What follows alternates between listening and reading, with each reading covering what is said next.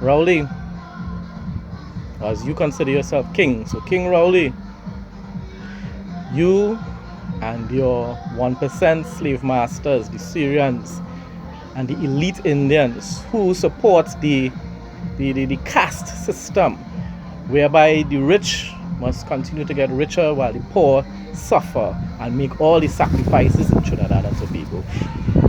You have the audacity to come during an election period to use the race card yet again to stir up your base by mentioning reparations.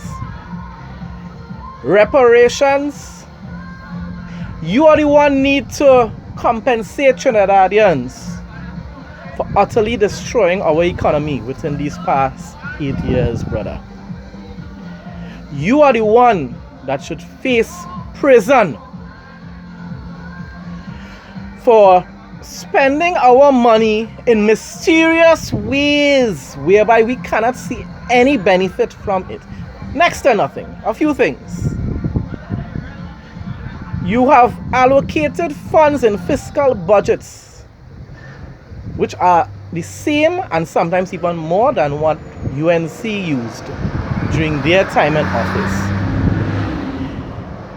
Yet, the amount of things they accomplished during their term, you cannot even mention a fraction of those accomplishments.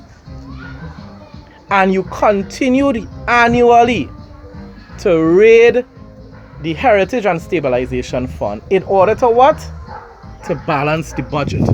That is what your wonderful and precious Imbert kept doing every year, especially during the pandemic, especially during C19, whereby you took more than what? 15 billion out of the Heritage and Stabilization Fund for COVID.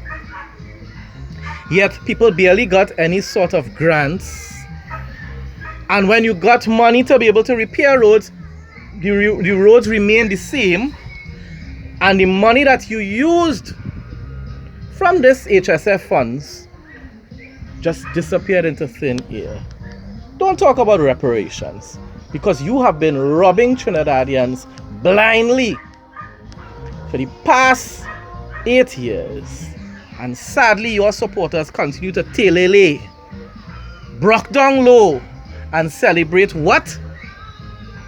Bad roads, patch roads, empty taps, dry taps for weeks and for years, and they're still balling great is the PNM. You can't cook, you can't bathe, you can't clean your house, but you're balling great is the PNM.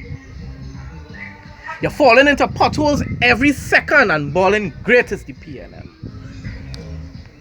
That is great. That is great persecution, people.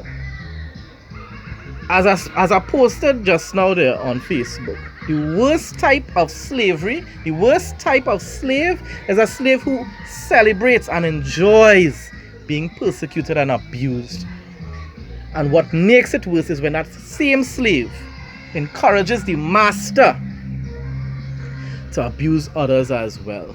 Trinidadians, stop being obsessed with race, and don't think for a moment that I am just speaking about Africans when considering race, because there's obsession with race in Trinidad and Tobago, whether it be Africans, whether it be East Indians.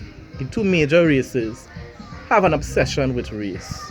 But the problem is with my African brothers and sisters, your obsession with race actually costs you your own survival, your own prosperity.